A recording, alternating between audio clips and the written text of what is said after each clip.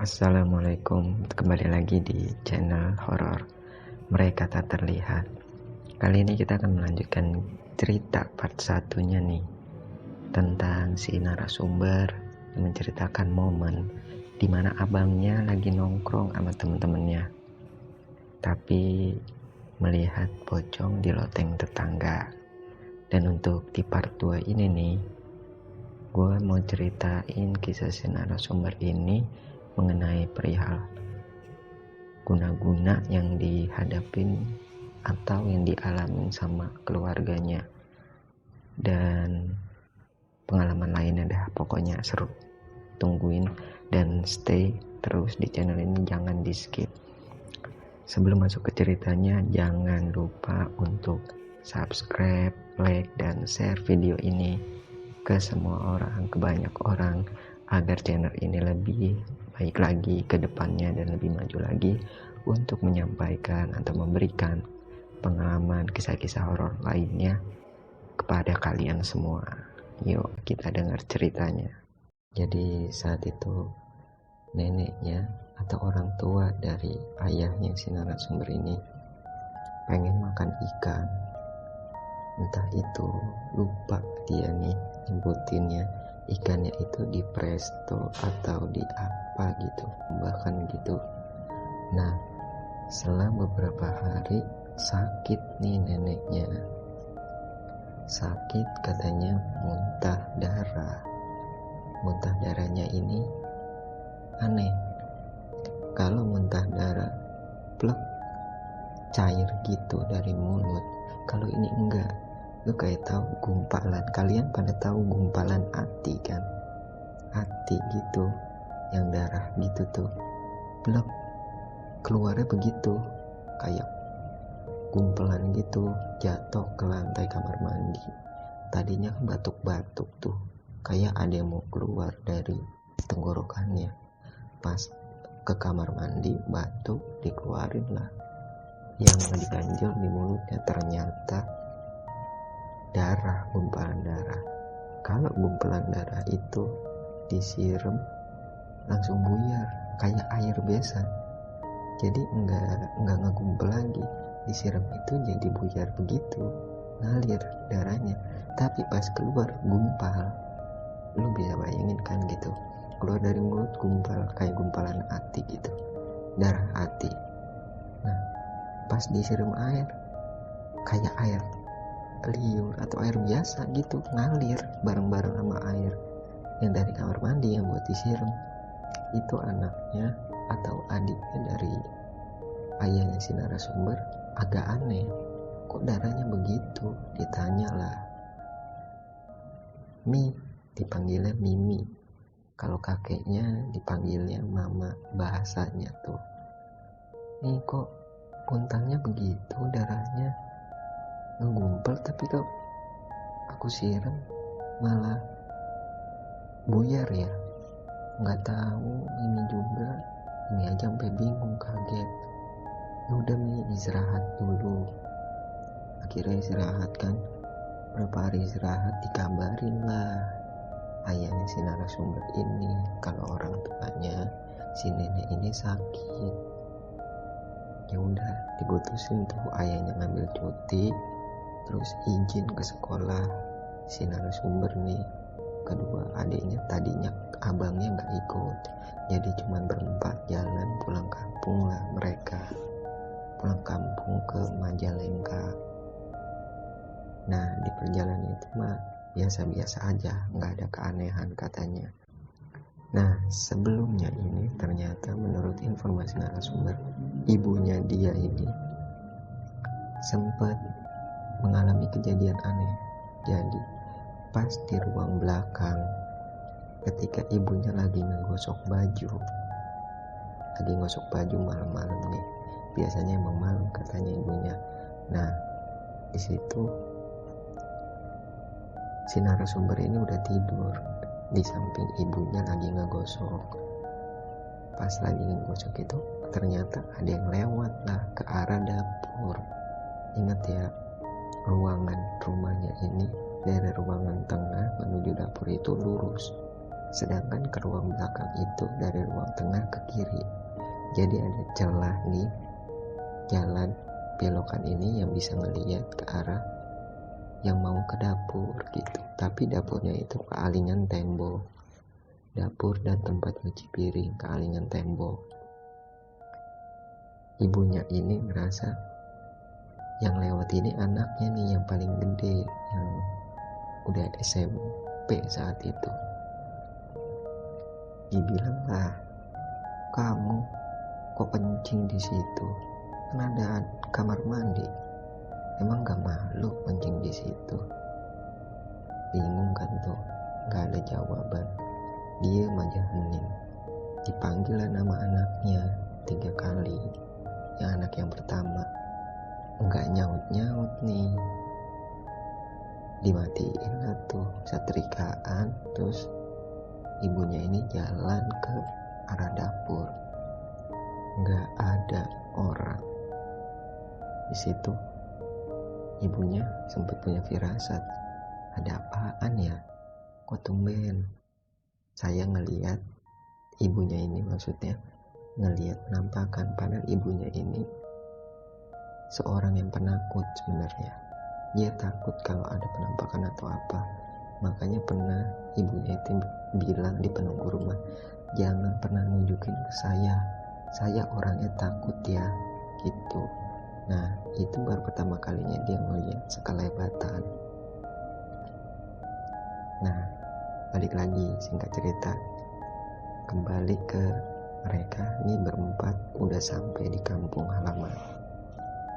Pas di kampung halaman ini, biasa namanya anak kecil ya, mereka nggak ngerti apa-apa, main lah sama saudara-saudara yang lainnya. Tapi ini penuturan ceritanya. Pas si narasumber ngerti, dia nanya, waktu itu nenek kenapa sih bu? Gitu diceritain lah. Waktu kita baru sampai di sana, nenek itu udah kebaring di kasur, badannya udah kurus aja dan lemes, cuma batuk-batuk. Dan benar kan kata adiknya ayah itu batuknya darah. Itu ibu ngeliat si nenek ini batuk. Di sampingnya udah disediain ember biar nggak bolak-balik ke kamar mandi, kasihan.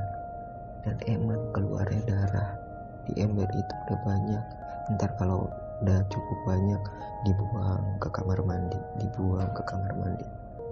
Sampai udah pada curiga dong, ini enggak wajar sakitnya. Dipanggil lah orang yang ngerti, orang yang bisa hal-hal gaib gitu. Udah fix pas datang diinformasiin, ini ada yang ngebuat. Saya coba bantu dulu ya untuk membuktikan. Di situ ada ayah saya, ada adik-adiknya ngeliat, dan ibu saya waktu itu kondisinya lagi di kamar sama kakaknya tidur karena masih kecil, takut kenapa-napa gitu. Nah, pas lagi dicoba dibuktiin, dari kakinya dibacain sesuatu apa gitu katanya. Nah, itu namanya orang pinter atau ibaratnya yang bisa hal begitu kan baca-baca juga ya, dan gak tahu bacaannya apa. Itu pas diusap pertama keluar paku, ditaruh di ember pakunya, itu kelihatan jelas pakunya keluar. Tadinya nggak ada di tangannya paku. Dan si yang ngebantuin ini, pergelangan tangannya atau baju yang dia pakai nggak baju tangan panjang. Jadi kalau misalnya tangan panjang mungkin dari lengannya gitu ditaruh kan paku biar bisa kebukti kalau ada paku. Ini enggak. Yang nyoba ngebantuin ini pakai lengan pendek, dan paku itu keluar memang dari kaki emaknya, diambil lagi dari perutnya. Keluarlah rambut sama bungkusan putih, entah itu kain kafan, biasanya identik sama kain kafan ya. Dan ya bisa ditebaklah isinya apa, kayak tanah kuburan dan rambut, ikatan rambut lainnya pokoknya di situ. ada jarum-jarum kecil, ada paku juga, kumpulan paku-paku kecil udah berkarat semua. Coba bayangin tuh muncul depan mata pada ngeliat begitu. Akhirnya pas udah gitu disaranin coba dibawa ke rumah sakit dulu. Mungkin dalam hal medis ada yang perlu disembuhin juga, nanti dibantu lagi. Oke nih, singkat cerita dibawa Nila neneknya ke rumah sakit. Di rumah sakit beberapa hari itu dirawat. Nah, ayahnya ini sempat pulang dari kampung kerja lagi, karena izinnya ini waktu itu mereka berangkat Jumat, bapaknya ini libur Sabtu Minggu. Nah, Seninnya itu balik, Seninnya Sabtu Minggu, Seninnya ngambil cuti, jadi masuknya Selasa, Seninnya pulang. Tapi yang pulang ayahnya doang. Si narasumber, kakaknya sama ibunya ini stay di kampung sembari atau sambil ngajak abangnya ini buat pulang juga, ngajak pulang. Oke, singkat cerita ayahnya ini sampailah ke rumah lagi. Jadi masuk dulu Selasa, Rabu, Kamisnya cuti lagi sampai Minggu.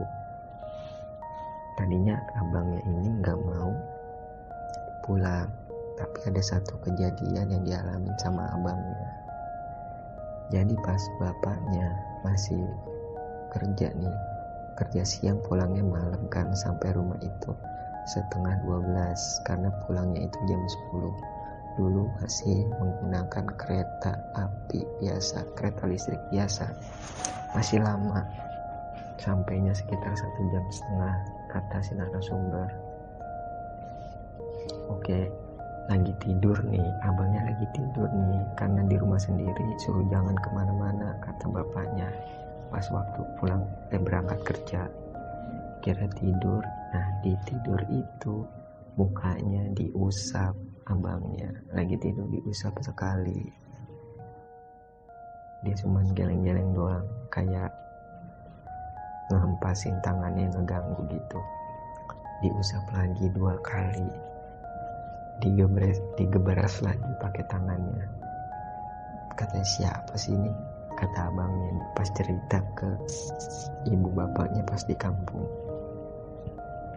Siapa sih ini yang ngeganggu gua tidur, abangnya gitu. Coba tidur lagi kan, diusap lagi mukanya. Akhirnya dia nyeletuk begini, ya nanti kalau ayah pulang aku ikut buat pulang kampung, besoknya berangkat bareng ayah. Dan kalian tahu, habis dia ngomong kayak gitu, gak ada gangguan dari abangnya sampai bapaknya pulang, dan dia ngelanjutin tidur sampai pagi, aman-aman aja. Akhirnya karena dia udah ngomong kayak gitu, gak mau nanti dapat gangguan lagi pas dia di rumah sendiri, ikutlah pulang ke kampung halaman bapaknya. Singkat ceritanya di perjalanan gak ada keanehan apa-apa. Bapaknya ini gak cerita apa-apa, abangnya juga gak nyampein apa-apa, gak ada cerita keanehan, pokoknya udah lancar-lancar aja sampai ke kampung besoknya tuh di hari Kamis. Nah, di dalam rumah sakit ini neneknya ini selalu nunjuk-nunjuk, jadi dia ngepelin semua jarinya kecuali telunjuknya doang ke atas, ke arah atas, atau enggak nunjuk-nunjuk depan. Jadi kalau nggak ke atas ke depan, tapi selalu mengacungkan jari telunjuk. Anak-anaknya ini nggak ngerti kan apa yang dia itu, entah ngeliat sesuatu atau apa, cuma ditegur aja tuh, ditanya kenapa Mimi mau apa, nanya, nggak ada omongan sama sekali, cuman nunjuk aja gitu doang. Itu si neneknya ini gitu doang ngomongnya sambil nunjuk ke atas atau nggak ke depannya. Nah udah tuh ditenangin lah sama anak-anak ya kan, diceritain lah ke bapaknya si narasumber ini, nyamperin lah ke rumah sakit buat nengokin, ngeliat kondisi orang tuanya. Sebelumnya itu kan dia di kampung itu nanya dulu awal mula kejadiannya gimana, sakitnya ini karena apa gitu. Gak tahu, tiba-tiba sakit aja gitu adik-adiknya. Jadi belum ada kejelasan awalnya ini sakitnya kenapa. Oke lah, pergi nengokin dan masih emang neneknya itu selalu nunjuk-nunjuk ke atas, selalu nunjuk ke atas, selalu nunjuk-nunjuk ke depan, telunjuknya doang yang itu.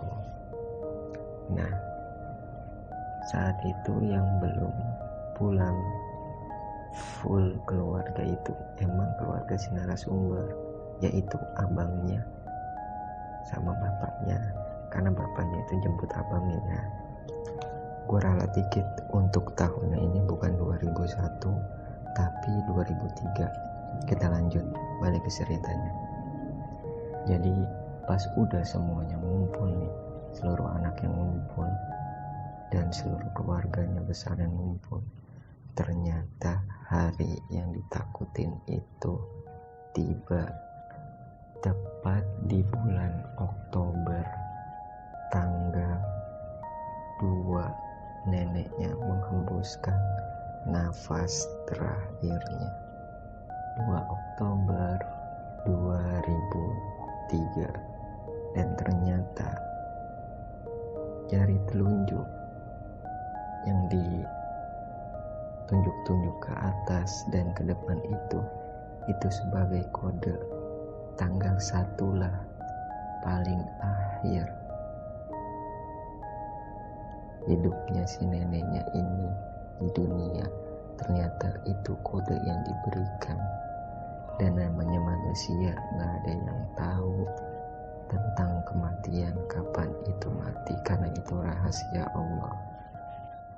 Singkat cerita, berjalan lancar lah dari proses pemakaman neneknya sampai pengajiannya di hari itu, lancar semua, gak ada kendala apapun. Akhirnya muncullah cerita-cerita kejadian-kejadian aneh nih sebelum neneknya ini meninggal.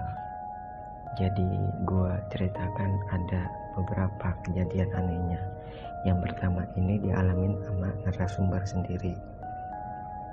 Jadi ingat kan, sebelum meninggal ini bapaknya sempat pulang buat ngejemput abangnya. Nah, di malam itu si narasumber tidur bertiga nih di satu kamar. Kamarnya ini di ruang belakang. Jadi ada kakaknya yang perempuan, ibunya sama dia. Di malam ini dia ngedengar suara orang ngobrol depan pintunya persis. Dan dia saat itu ketakutan. Dia juga pas ngejelasin ke gue ini ketakutannya kenapa, bingung. Kok gue bisa ketakutan ya? Padahal harusnya kan gue nggak takut-takut amat gitu, berani. Karena yang namanya di situ kan seluruh keluarga ngumpul nih. Jadi udah kenal suara-suaranya siapa gitu. Walaupun dia masih kecil, ya nggak mungkin kan nggak inget ini suara siapa, mikirnya begitu dia. Tapi di malam itu dia ketakutan banget. Bahkan kata dia, sampai dia buat melek atau mindahin badan aja dia nggak berani, takut. Dia pengen mindahin badan tuh mendekat ke ibunya, pengen meluk ibunya, karena ketakutan di dalam dirinya, nggak tahu kenapa takut banget tuh dia. Sampai dia maksain buat tidur terus, padahal dia ngedengar tuh suara orang ngobrol. Suaranya nggak jelas katanya, sama orang yang di depan pintu kamar tidurnya si narasumber ini. Tapi ada beberapa kata-kata yang dia ingat. Jadi di depan kamarnya ini ada 3 suara, 2 laki-laki 1 perempuan katanya. Dan si perempuan ini bilang, bagaimana? Udah berhasil? Sudah. Itu doang yang kedengaran, cuman banyak obrolan sebenarnya. Gimana itu? Gak tahu, kata dia. karena dia ketakutan, dia nggak terlalu ngeh, dia nggak dengerin apa yang obrolan itu, karena dalam diri merasanya ini kalau gue nggak dengerin ntar dia ngebuka pintu, ngapain nguping begitu. Di dalam dirinya dia tuh takutannya, bahkan buat nyamperin posisi ke emaknya aja dia takut. Nah, kejadian itu ternyata dikonfirmasi sama emaknya juga, kalau emaknya, ibunya ini nih ngedenger orang ngobrol juga sama 3 orang, 2 laki-laki 1 perempuan. Tapi karena ibunya mikirnya itu suara saudara atau suaminya, dia kesel. Si ayah bukannya masuk dulu ke kamar ngeliat istri sama anaknya, malah pengen ngobrol di luar. Dikira tuh si ayahnya ini lagi ngobrol sama saudaranya yang lain. Akhirnya ditungguin gak masuk-masuk, ketiduran lah nih. Ibunya sama si narasumber juga bangun di sholat subuh. Karena penasaran, ibunya ini ngecek lah ke ruang nonton TV. Jadi ini rumahnya ini gede. Menurut penjelasan narasumber itu gede rumahnya yang di kampung. Kalau bisa diukurin sama rumah, bisa 3 rumah berderet itu. Satu rumahnya tuh si keluarganya dari ayahnya narasumber. Kamar-kamarnya juga ada 3. Jadi kamar yang di ruang depan 1, di tengah 1, di tengah ini ditiduri sama kakek neneknya, dan di belakang itu 1. Jadi ada 3 kamar, tapi ruangan sama tanahnya itu panjang luas gitu. Nah, dicarilah sama ibunya nih ke ruang TV di depan, karena tidurnya nih si narasumber ini di kamar belakang. Pas dicek nggak ada ayahnya tidur di sana. Dicek di kamar yang depan tuh, yang pertama, ternyata nggak ada juga. Bingung dong ibunya. Akhirnya nanya lah ke salah satu adiknya, dibangunin tuh, bangun, si ayah udah pulang belum? Maksudnya udah sampai ke sini belum? Belum, Mbak. Nah, bukannya jalannya itu habis subuh, masa sih belum sampai? Emang mau jalannya subuh? Iya, Mbak, tadi sebenarnya sebelum tidur tuh sekitar jam 10 malam apa ditelepon, katanya mau jalan itu habis subuh aja pagi, ya mungkin sampai sini sekitar jam 10 atau jam 11, Mbak. Oh gitu ya. Ya udah tuh, ibu saya balik lagi ke kamar sambil kebingungan suara siapa itu yang ngomong. Dan sebelum balik sempet sebenarnya nanya, semalam yang ngobrol di depan kamar Mbak siapa? Nggak ada, Mbak. Nggak ada yang ngobrol di kamar Mbak. Orang pada ngobrol di sini semua. Ayo lu, Mbak, ada apa? Gitu, ditakut-takutin. Kamu nakut-nakutin aja. Iya, memang benar. Nggak ada yang ngobrol di depan kamar Mbak. Mbak itu tidur di belakang itu ya bertiga doang. Kita semua pada di sini. Ngobrolin yang lain. Saat itu neneknya udah di rumah sakit ya. Kita tuh semua di sini, Mbak.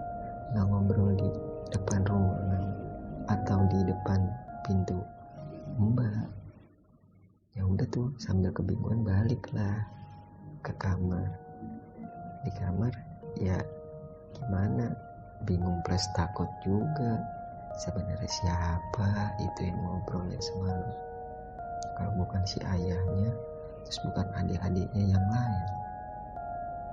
Akhirnya datanglah tuh ayah yang benar di jam 10. Kucluk bareng sama abangnya si narasumber, anak pertamanya. Ya udah tuh, itu dua versi dari si narasumber dan si maknya ya atau ibunya. Nah, ceritanya ini yang makin menjelaskan bahwa si nenek ini diteluh adalah cerita dari adiknya yang paling bungsu. Jadi adiknya ayah si narasumber ini cerita sebelumnya nenek ini mau makan ikan, ada yang ikan dia kepengen. Nah, karena aku gak punya duit dan kita juga lagi susah duitnya saat itu, bilang sama nenek, ya udah nanti dibeliin pas ada uang ya.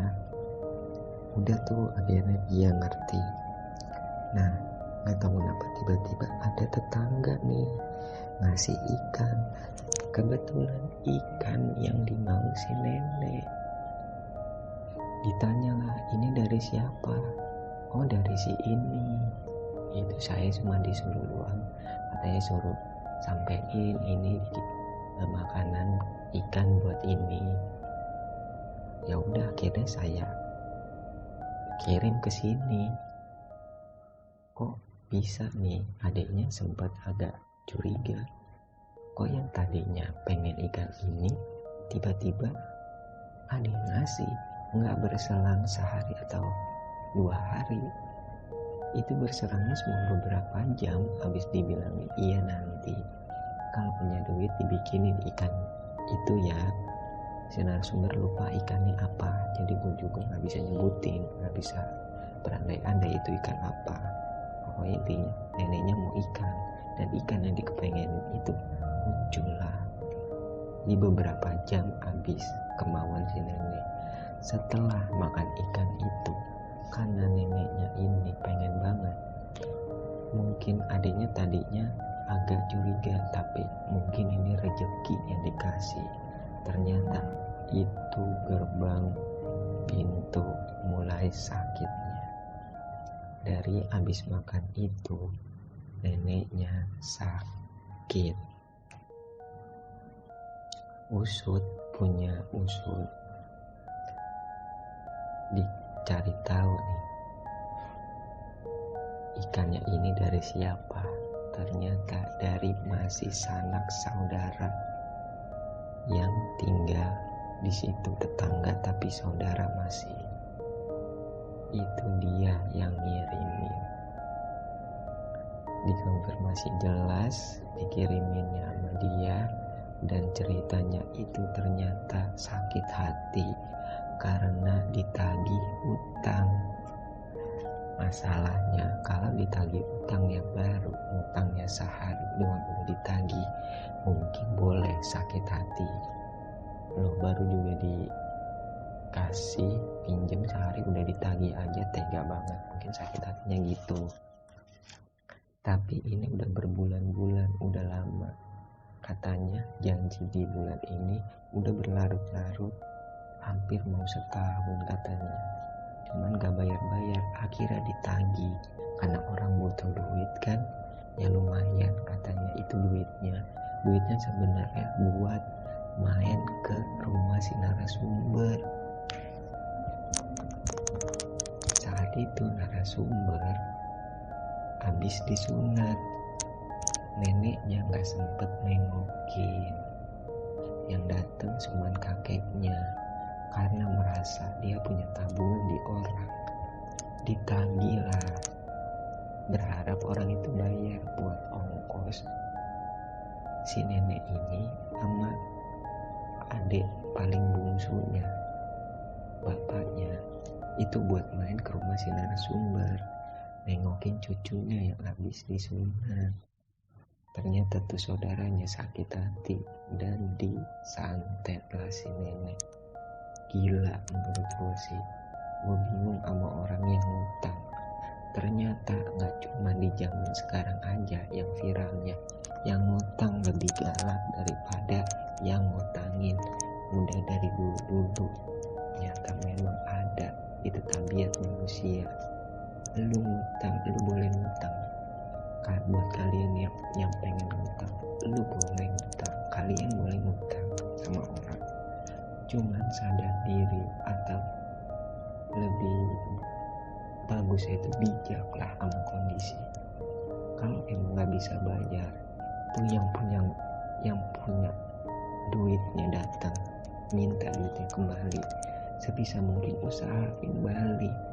Jangan sampai orang itu marah dan ngomelin lu jadi sakit hati. Kalau lu diomelin jangan sakit hati, karena kesalahan lu. Kalau udah janji nggak bayar, bingung gua, udah janji nggak bayar pas ditagih dia sakit hati, orang diteluh.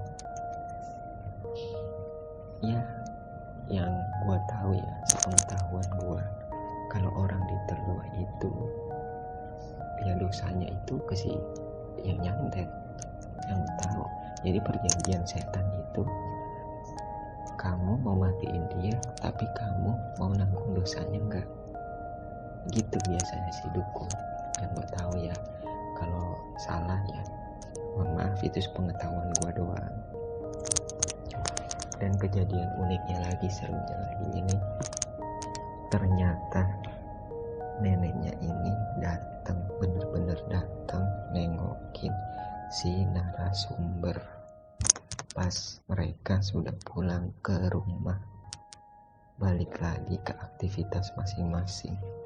Kejadiannya itu dirasain sama ibunya si narasumber.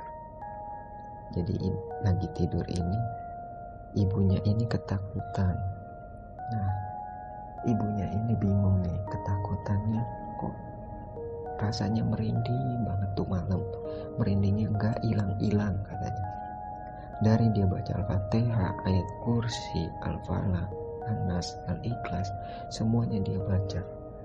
Sampai berulang-ulang, udah selesai di An-Nas, ulang lagi di ayat kursi, ulang lagi di Al-Ikhlas, Al-Falaq, An-Nas, terus sampai ketiduran. Tapi tuh dalam tempo lagi baca sampai ketiduran itu lama, ketakutannya muncul terus sampai akhirnya ketiduran kan. Nah, pas ketiduran ini muncullah nih pengen kencing nyokapnya habis ketiduran itu, karena nyokapnya kan pakai kacamata ya, gak buram, dan bisa jelas ya itu kalau pakai kacamata. Sebelum pakai kacamata, ibunya ini nengok nih, ada yang ngelus-ngelus rambut anaknya nih, si narasumber ini dilus-elus rambutnya, dilus-elus rambutnya. Nah, dipakailah kacamata. Kaget di situ, karena yang ngelus-ngelus itu si neneknya yang udah meninggal itu beberapa hari yang lalu. Wajahnya bersih, ada cahaya di sekitarnya. Aku nggak tahu dah, yang mudah-mudahan itu adalah kabar baiknya kalau neneknya itu diterima di sisi Allah Subhanahu wa Ta'ala. Amin. Dia bilang lah masih nenek, kalau emang mau ngucapin makasih, saya terima makasihnya. Kalau pengen ngucapin maaf, saya juga minta maaf. Kalau mau nengokin lagi, jangan nampakin ke saya ya, saya orangnya takut banget. Dan seketika itu si nenek ini pelan-pelan mundur, hilang. Habis itu rasa ketakutannya hilang sama sekali, nggak ada di diri emaknya. Emaknya ngomong begitu sampai bingung. Tadinya ibu takut banget, pas si nenek itu hilang, itu rasa takutnya tiba-tiba rontok, hilang begitu aja, sampai bingung emaknya juga. Akhirnya ya udah tuh ceritanya, kisah-kisah tentang neneknya itu cukup menarik sih buat gua, dan itu yang gak gua habis pikir, bisa-bisanya orang nyantet karena ditagih utang. Oke, kisah neneknya ini gua rasa cukup nih untuk di sini. Kita lanjut nih ke cerita selanjutnya yang menimpa Mbah Kakungnya. Ingat ya, Mbah Kakungnya ini orang tua dari nyokapnya. Sedangkan nenek dan kakek itu orang tua dari bapaknya. Mbak Kakung ini disantet juga meninggalnya, dan ini kejadiannya saat nyokapnya masih SMP. Jadi nyokapnya ini, ibunya ini diceritain sama abangnya yang nomor 1. Jadi ibunya si narasumber, anak kedua di keluarganya. Kisahnya ini begini. Mbak Kakungnya ini kerja di PT KAI dulu, jadi loket karcis. Nah, di saat itu udah jadi PNS kan itu mah. Jadi udah jadi PNS dan nggak terlalu banyak juga pesaingnya kan untuk PNS nggak kayak sekarang membludak banget saingannya. Nah, di situ ada 3 yang baru, termasuk Mbak Kakungnya ini. Singkat cerita, waktu itu ada kenaikan pangkat lah. Kenaikan pangkatnya di bidang keuangan atau apa gitu. Si narasumber juga lupa, ibunya waktu cerita juga lupa. Pokoknya ada kenaikan pangkat. Dari 3 kandidat ini, yang anak baru ini buat dipromosiin ke jenjang selanjutnya ini dites lah. Dites, yang lolos ini bisa ditebakan Mbak Kakungnya lah yang lolos. Udah tuh, akhirnya Mbak Kakungnya kerja bukan di loket karcis lagi, karena loket karcis lagi buka lowongan, dan penempatan yang barunya ini sebelumnya itu udah selesai masa kerjanya, mungkin pensiun waktu itu. Jadi karena kosong diangkatlah dari karyawan yang di bawahnya. Singkat cerita, Mbak Kakungnya ini sakit karena sakitnya itu nggak wajar. Mungkin karena waktu itu ibunya ini SMP dan abangnya ini udah mulai dewasa, tapi nggak terlalu mengulik cerita kenapa sakitnya ini belum dikonfirmasi kejelasannya apa, entah muntah darah kah, entah gimana kah, tapi sakitnya itu nggak sembuh beberapa minggu katanya. Lupa juga itu sakitnya sakit apa saat itu, karena udah lama banget kan, karena nggak jelas sakitnya ini, nggak sembuh. Udah dibawa ke dokter, I1 nggak sembuh, dokter kedua nggak sembuh, sampai dibawa akhirnya terakhir itu ke orang pintar, Ustadz. Dijelasin sama Ustadz, ya jelas nggak sembuh, Mas. Ini sakitnya bukan sakit medis, ini sakitnya non medis. Maksudnya Pak Ustadz? Ya sakitnya dibuat, ini ada yang sirik sama bapaknya Mas. Sirik kenapa Pak? Kalau boleh tahu. Sirik masalah kerjaan. Ya udah, Mas nggak perlu tahu lebih banyak, karena nanti akan ribet sendiri. Cukup jadi konsumsi Mas, dan saya ngasih tahu sedikit aja gitu. Setelah dapat penjelasan dari Pak Ustadz, akhirnya ya udah dicoba untuk disembuhkan. Tapi memang ketentuan Allah mungkin beda ya. Ditakdirkanlah Mbak Kakungnya ini meninggal dunia dalam kondisi terkena santet.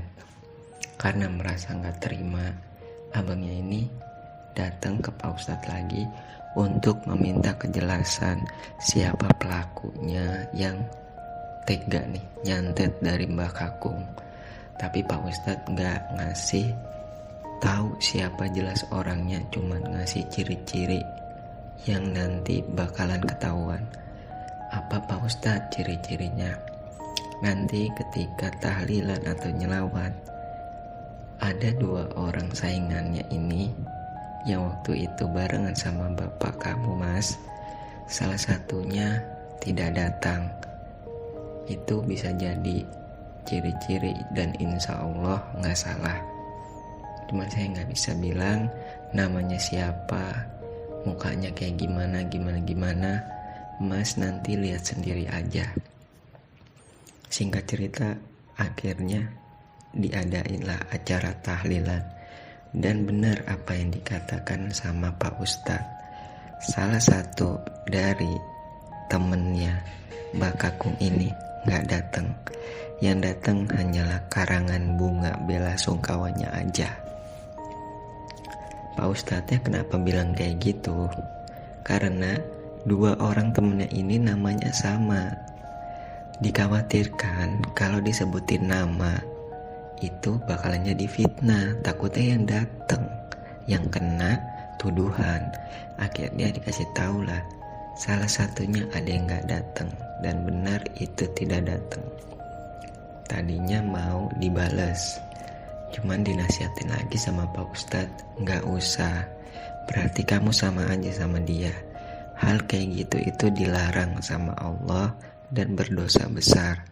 Tidak diampuni dosanya syirik, mempersekutukan Allah, bersekutu sama setan, apalagi bersekutunya untuk membunuh sesama manusia.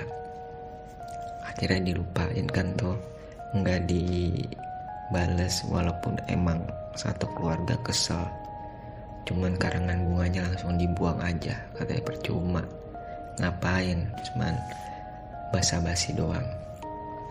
Dan di akhir cerita ini gue ngasih tahu untuk pembalasan terhadap 2 orang yang nyantet nenek dan Mbah Kakungnya. Yang untuk menyantet neneknya ini masih sanak saudara ya, pelakunya perempuan, dan itu matinya mengenaskan. Meninggal dalam keadaan sendiri di rumah, pintu rumah terkunci. Anaknya ninggalin orang tuanya ini nih sendirian, lagi sakit. Anaknya udah gak ada di rumah itu. Diketahuin sama tetangga-tetangganya itu karena nyium bau busuk yang udah nyengat banget. Pas didobrak pintunya, udah membiru badannya dan dilalerin. Sampai laler aja ada nih warga yang mau gotong jenazahnya, itu lalernya masih nempel, diusir-usir nggak pernah hilang ya, karena mungkin baunya kali ya. Ditinggal dan lagi sakit, matinya mengenaskan, dilaririn bau busuk. Dan untuk pelaku yang nyantet dari Mbah Kakungnya, yang pertama itu karirnya hancur. Dia ini sempat menggantikan posisi Mbah Kakung. Tujuan dia tercapai buat nyingkirin si Mbah Kakung ini. Dia ngisi posisi yang ditinggalin Mbah Kakung, tapi karirnya hancur. Istrinya nikah lagi sama orang, dan hartanya dibawa sama istrinya semua. Udah dia gak punya apa-apa. Akhirnya kabar yang didapat dari keluarga ibunya itu, pelakunya ini gila. Sampai sekarang gak tahu, mungkin udah meninggal kali ya. Buat kalian nih, sebagai pelajaran aja dari cerita ini kita ambil hikmahnya. Jangan pernah melakukan jalan pintas, entah itu pesugihan, entah itu santet. Apalagi ini kan konteksnya, ceritanya ini tentang santet. Santet itu bersekutu dengan setan. Kalian menanggung dosa-dosa yang korban santet itu, karena itu perjanjian si dukun, si setan sama yang mau nyantet. Kuatkanlah iman-iman kalian, jangan sampai terjerumus ke hal seperti itu. Dan untuk penutupnya, gue mohon maaf juga kalau misalnya ada kata-kata yang kurang atau kurang enak didengar, ceritanya jadi agak kentang atau gimana. karena cerita-ceritanya diulang lagi dengan kata-kata gue sendiri gitu. Kalau ada yang kurang, mohon maaf. Manusia gak luput dari kesalahan. Akhir kata gue ucapkan terima kasih banyak udah menonton, mendengarkan, dan tunggu part selanjutnya.